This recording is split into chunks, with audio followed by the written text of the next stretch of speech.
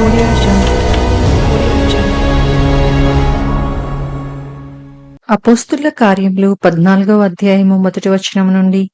ఈకొనియాలో జరిగినదేమనగా, వారు కూడి యూదుల సమాజ మందిరములో ప్రవేశించి తేటగా బోధించినందున అనేకులు యూదులను గ్రీసు దేశస్థులను విశ్వసించిరి. అయితే అవిధేయులైన యూదులు అన్యజనులను పురికొలిపి వారి మనసులలో సహోదరుల మీద పగ పుట్టించిరి. కాబట్టి వారు ప్రభువును ఆనుకొని ధైర్యముగా మాట్లాడుచు అక్కడ బహుకాలము గడిపిరి. ప్రభువు వారి చేత సూచక క్రియలను అద్భుతములను చేయించి తన కృపా వాక్యమునకు సాక్ష్యం ఇప్పించుచుండెను. ఆ పట్టణపు జనసమూహంలో భేదములు పుట్టగా కొందరు యూదుల పక్షముగాను కొందరు అపోస్తుల పక్షముగాను ఉండిరి. మరియు అన్యజనులను యూదులను తమ అధికారులతో కలిసి వారి మీద పడి వారిని అవమానపరిచి రాళ్లు రువి చంపవలనని ఉండిరి. వారా సంగతి తెలుసుకొని లుకయోనియాలోని పట్టణములకు లుస్త్రకును దెర్బేకును చుట్టుపట్లనున్న ప్రదేశమునకును పారిపోయి అక్కడ సువార్త ప్రకటించుచుండిరి. లుస్త్రలో బలహీన పాదములు గల ఒకడుండెను.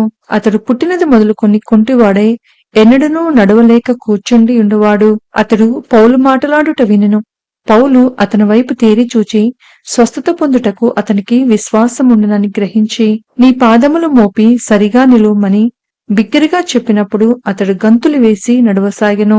జనసమూహములు పౌలు చేసిన దాన్ని చూచి లుకయోనియా భాషలో, దేవతలు మనుష్య రూపము తాల్చి మన యొద్దకు దిగివచ్చి ఉన్నారని కేకలు వేసి బర్నబాకు ద్యుపతి అనియు, పౌలు ముఖ్య ప్రసంగి అయినందున అతనికి హెర్మే అనియు పేరు పెట్టిరి. పట్టణమునకు ఎదురుగా ఉన్న ద్యుపతి యొక్క పూజారి ఎడ్లను పూదండలను ద్వారముల యొద్దకు తీసుకుని వచ్చి సమూహముతో కలిసి బలి అర్పింపవలనని ఉండెను. అపోస్తులైన బర్నబాయు పౌలును ఈ సంగతి విని తమ వస్త్రములు చించుకొని సమూహంలోనికి చొరబడి, అయ్యలారా, మీరెందుకు ఇలాగు చేయుచున్నారు? మేము కూడా మీ స్వభావం వంటి స్వభావము కల నరులమే. మీరు ఈ వ్యర్థమైన వాటిని విడిచిపెట్టి ఆకాశమును భూమిని సముద్రమును వాటిలో ఉండు సమస్తమును సృజించిన జీవము గల దేవుని వైపు తిరగవలనని మీకు సువార్త ప్రకటించుచున్నాము. ఆయన గతకాలములలో సమస్త జనులను తమ తమ మార్గముల యందు నడవనిచ్చెను. అయినను ఆయన ఆకాశం నుండి మీకు వర్షమును ఫలవంతములైన ఋతువులను దయచేయుచు ఆహారమును అనుగ్రహించుచు ఉల్లాసముతో మీ హృదయములను నింపుచు మేలు చేయుట చేత తన్ను గూర్చి సాక్ష్యము లేకుండా చేయలేదని బిగ్గరగా చెప్పిరి. వారు ఇలాగు చెప్పి తమకు బలి అర్పింపకుండా సమూహములను ఆపుట బహుప్రయాసమాయను. అంతియొకయ నుండియు ఈకొనియా నుండియు యూదులు వచ్చి జనసమూహములను తమ పక్షముగా చేసుకొని పౌలు మీద రాళ్లు రువి అతడు చనిపోయినని అనుకొని పట్టణము వెలుపలికి అతన్ని ఈడ్చిరి. అయితే శిష్యులు అతని చుట్టూ నిలిచి ఉండగా అతడు లేచి పట్టణంలో ప్రవేశించి మర్నాడు బర్నబాతో కూడా దెర్బేకు బయలుదేరిపోయెను. వారు ఆ పట్టణంలో సువార్త ప్రకటించి అనేకులను శిష్యులుగా చేసిన తరువాత లుస్త్రకును ఈకొనియాకును అంతియొకయకును తిరిగి వచ్చి శిష్యుల మనసులను దృఢపరిచి విశ్వాసమందు నిలకడగా ఉండవలననియు అనేక శ్రమలను అనుభవించి మనము దేవుని రాజ్యంలో ప్రవేశింపవలననియు వారిని హెచ్చరించిరి. మరియు ప్రతి సంఘంలో వారికి పెద్దలను ఏర్పరిచి ఉపవాసం ఉండి ప్రార్థన చేసి వారు నమ్మిన ప్రభువునకు వారిని అప్పగించిరి. తరువాత పిసిదియా దేశమంతటా సంచరించి పంఫూలియాకు వచ్చిరి. మరియు పెర్గేలో వాక్యము బోధించి అత్తాలియాకు దిగి వెళ్ళిరి. అక్కడ నుండి ఓడ ఎక్కి తాము నెరవేర్చిన పని నిమిత్తము దేవుని కృపకు అప్పగింపబడిన వారై మొదట బయలుదేరిన అంతియొకయకు తిరిగి వచ్చిరి. వారు వచ్చి సంఘమును సమకూర్చి దేవుడు తమకు తోడయుండి చేసిన కార్యములన్నీయు అన్యజనులు విశ్వసించుటకు ఆయన ద్వారము తెరిచిన సంగతియు వివరించిరి. పిమ్మట వారు శిష్యుల యొద్ద బహుకాలము గడిపిరి. అపోస్తుల కార్యము 15వ అధ్యాయము మొదటి వచనం నుండి. కొందరు యూదయ నుండి వచ్చి, మీరు మోషే నియమించిన ఆచారము చొప్పున సున్నతి పొందితేనే కాని రక్షణ పొందలేరని సహోదరులకు బోధించిరి.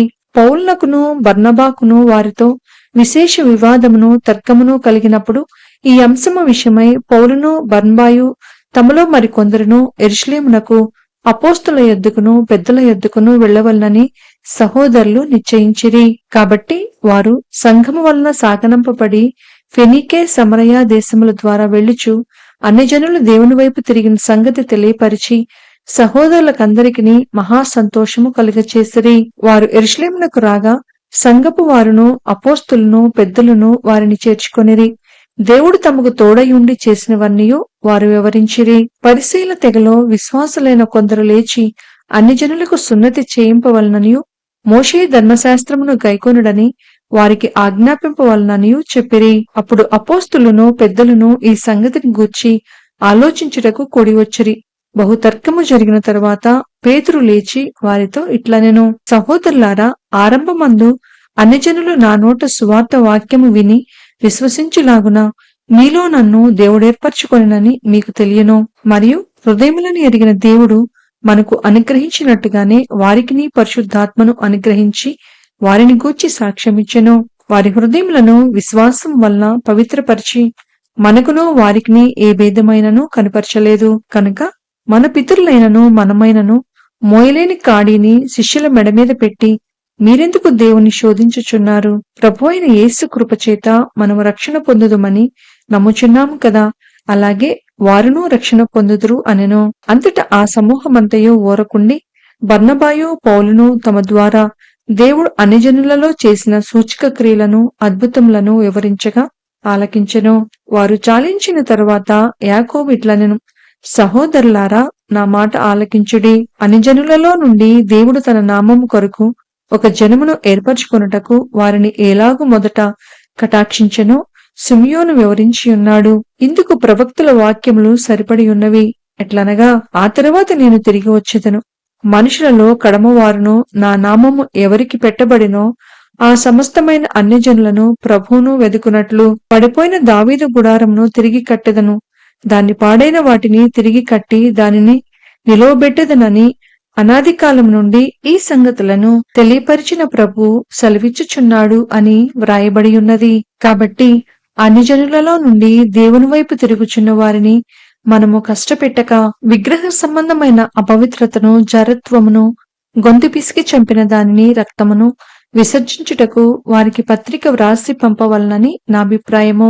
ఏలయనగా సమాజ మందిరములలో ప్రతి విశ్రాంతి దినమున మోషే లేఖనములు చదువుట వలన మునుపటి తరముల నుండి అతని నియమమును ప్రకటించువారు ప్రతి పట్టణములో ఉన్నారని చెప్పెను. అప్పుడు సహోదరులలో ముఖ్యులైన బర్సబ్బా అను మారుపేరు గల యూదాను శీలను తమలో ఏర్పరచుకొని పౌలుతోనూ బర్నబాతోనూ అంతియొకయుకు పంపుట యుక్తమని అపోస్తులకును పెద్దలకును వీరు వ్రాసి వారి చేత పంపినదేమనగా, అపోస్తులను పెద్దలైన సహోదరులను అంతియొకయలోను సిరియాలోను కిల్కియాలోను నివసించుచు అన్యజనులుగా నుండిన సహోదరులకు శుభము. కొందరు మా యొద్ద నుండి వెళ్లి తమ బోధ చేత మిమ్మును కలవరపరిచి మీ మనసులను చెరుపుచున్నారని వింటిమి.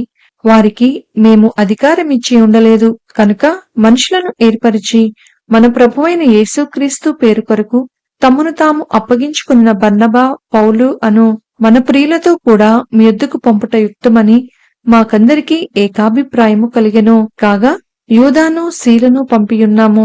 వారును నోటి మాటతో ఈ సంగతులు మీకు తెలియచేయుదురు.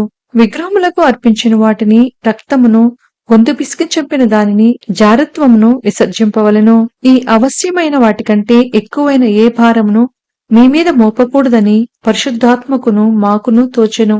వీటికి దూరముగా ఉండుటకు జాగ్రత్త పడితిరా, అది మీకు మేలు, మీకు క్షేమము కలుగునుగాక.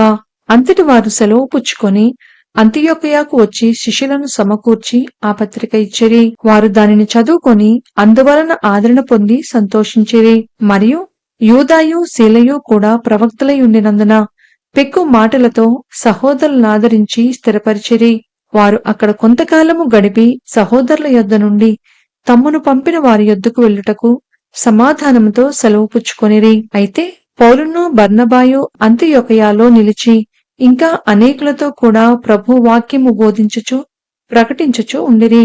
కొన్ని దినములైన తరువాత ఏ ఏ పట్టణములలో ప్రభు వాక్యము ప్రచురపరిచితిమో ఆయా ప్రతి పట్టణములో ఉన్న సహోదరుల యొద్దకు తిరిగి వెళ్లి వారెలాగున్నారో మనము చూతమని పౌలు బర్నబాతో అనెను. అప్పుడు మార్కు అను మారుపేరు గల యోహానును వెంటబెట్టుకుని పోవుటకు బర్నబా ఇష్టపడెను. అయితే పౌలు పంఫోలియాలో పని కొరకు తమతో కూడా రాక తమను విడిచిన వారిని వెంటబెట్టుకుని పోవుట యుక్తము కాదని తలంచెను. వారిలో తీవ్రమైన వాదము కలిగినందున వారు ఒకరిని ఒకడు విడిచి వేరైపోయిరి. బర్నబా మార్కును వెంటబెట్టుకుని ఓడ ఎక్కి కుప్రకు వెళ్ళెను. పౌలు శీలను ఏర్పరచుకొని సహోదరుల చేత ప్రభు కృపకు అప్పగింపబడిన వాడై బయలుదేరి సంఘములను స్థిరపరచుచు సిరియా కిలికియా దేశముల ద్వారా సంచారము చేయుచుండెను.